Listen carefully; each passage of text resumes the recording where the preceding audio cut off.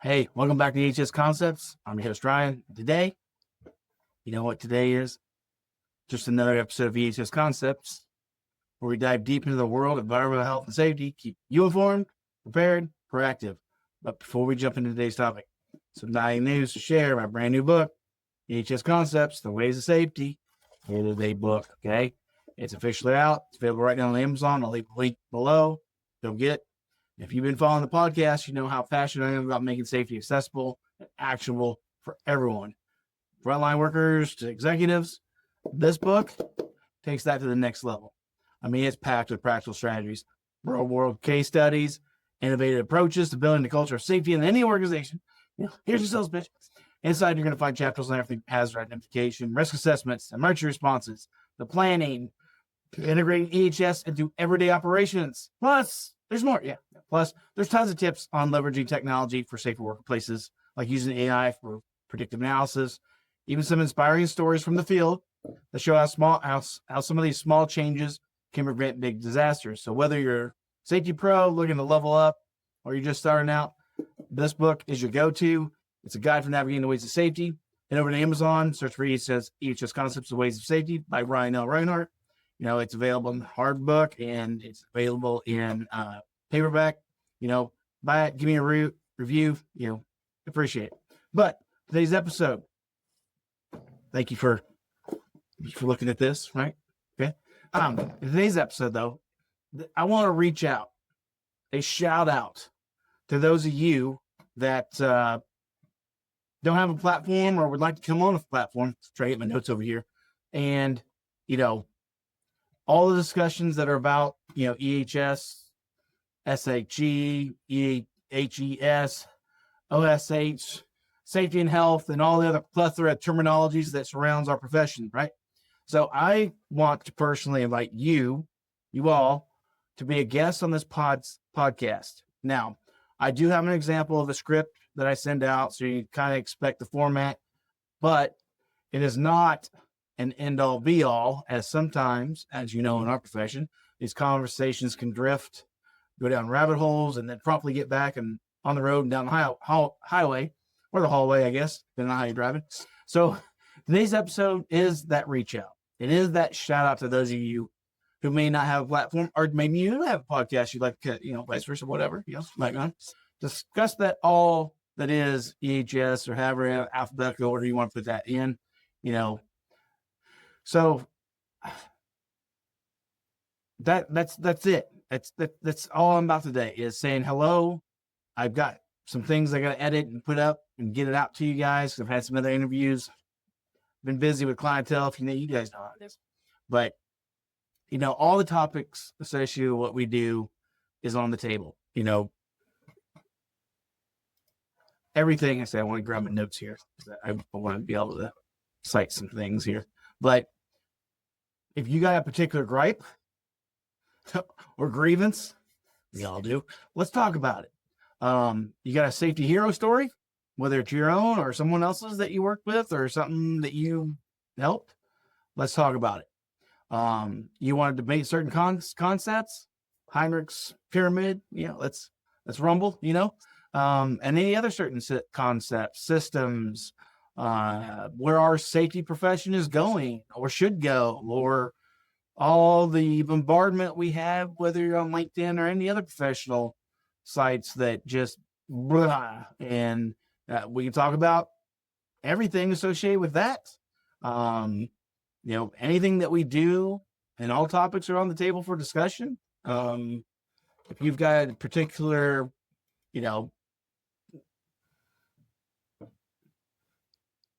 good stuff or even bad, so let's talk about it, but let me get to my notes here real quick. I'm going to pull them up because I would shy away from some of these, because some of them I've written in my book, so we can discuss some of the following. Let's talk about this. So what about AI and predictive analytics in EHS? The whole why it's high right now. Well, AI is transforming risk assessment and compliance. It's got early adopter sharing, like those They got those eyes that are identifying the human element going through a door where forklift traffic may go. They have all that warnings and stuff. So that's part of the AI stuff. All these wearables they have real-time data monitoring. You know, be great to debate that AI use and the role of preventing disasters. PFAS, the old PFAS regulations and chemical management. Retired Navy vet. I've ate, drank, and bathed in AFFF many times. So I imagine that I'll have to respond to one of those. You may be entitled to a conversation someday. Like, when you talk about all that, the tightening rules on those forever chemicals, heat stress and climate resilience. We can talk about that because there's new OSHA standards for heat illness prevention and, all that expectation. We can even discuss something that's I've talked about in a couple of my solo podcasts, but also in a couple of interviews, the mental health and psychological hazards, because that's a big thing. It's also in the book. And then ESG reporting and the sustainability and safety. There's a lot of that stuff. There's things with the ESG, like the climate disclosures. I'm trying to think all the other stuff, because I just wrote quick notes, couple of words here and there. We even talk about obesity and ergonomics in the workplace, because it's really highlighted, despite links to MSDSs and productivity and all other stuff. Interventions like wellness programs, because it's like, oh, you get a wellness program, but you can't tell Tom he's fat. HR nightmare. But is that an EHS issue? Is that one of the things that we can talk about? Is it, we care about the whole person, but here's a carrot instead of pizza, whatever. How about distractions and stress from the emerging tech? Because a lot of us, I've got some, I'm not an old timer, but I got some that, that they have anxiety with some of the newer reports that are digital or, sorry, I just shook the crap out of the camera. That sometimes some of them can't even type up a report on a regular laptop or desktop. So, that's part of those issues, but what about the human machine interactions, that AI is going to be a tool, and it is a tool. It can be useful, but I've played around with it, and I've tried to break it, because that's what I like to do. Just try to, break the system, see if the system works, or if it'll be break. You can break it, and I've learned that AI will lie to you. So AI may not be artificial intelligence, but artificial liar, because it will tell you some fake scenarios or fake real world events or fake CFRs. They'll tell you that OSHA has something that does not exist. So be careful with that, colleagues and associates. What about nanomaterials and biomanufacturing hazards? That'd be a good discussion. I would even touch this one. DEI in EHS or LHS or whatever in the practices, because to me, when it comes to safety, DEI was already built in, because anybody can die from anything at any time. It's not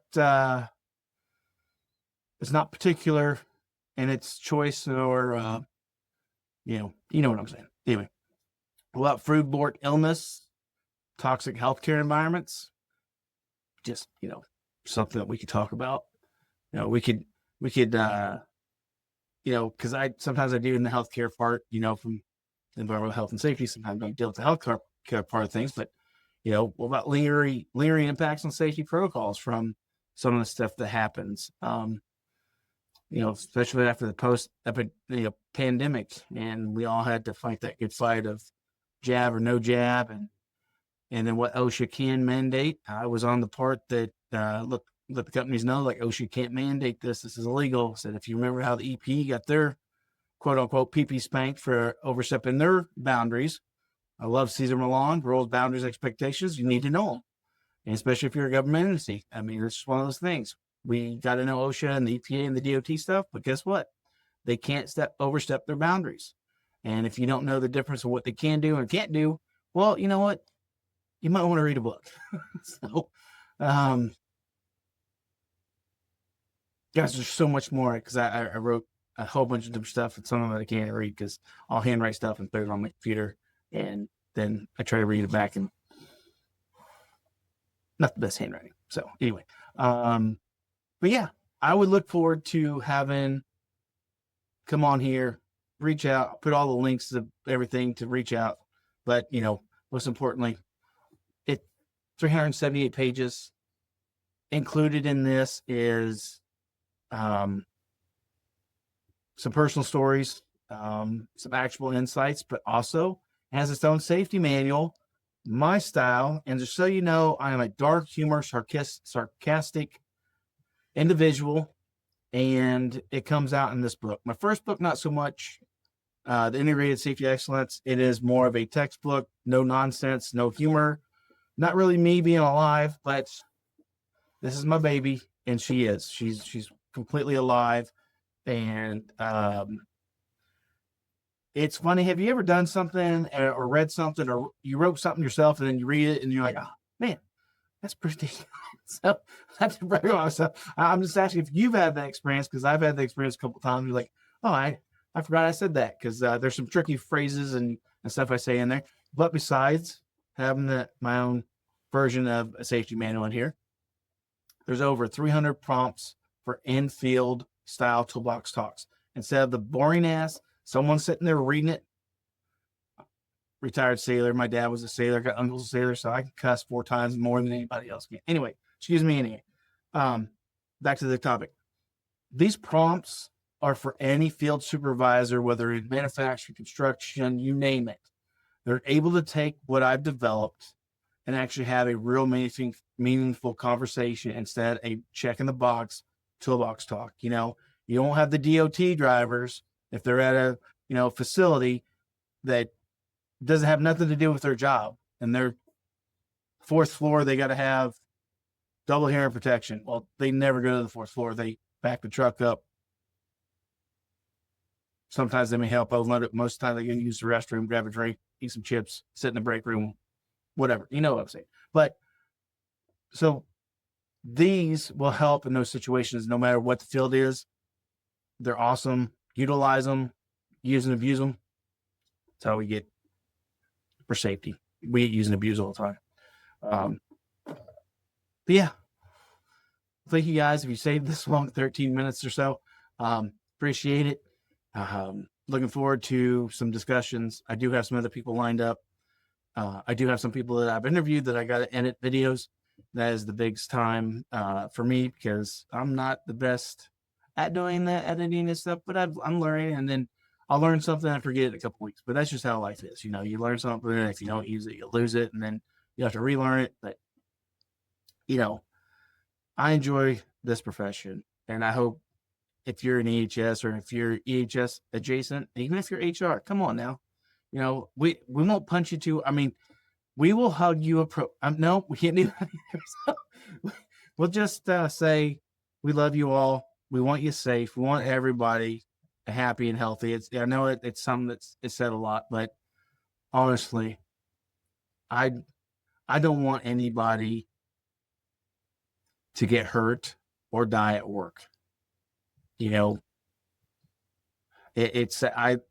talk in my book. I talk on this podcast. I lost an uncle when I was 4 years old.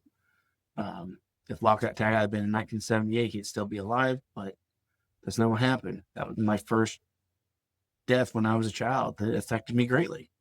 And so when I say these things to people, we need something that personally happy, because everyone's got somebody that's gotten injured somehow, whatever it may be. I mean, everybody seems to have a family member that died in a car wreck or was injured or disabled from one. And, that it's an unfortunate events that happen.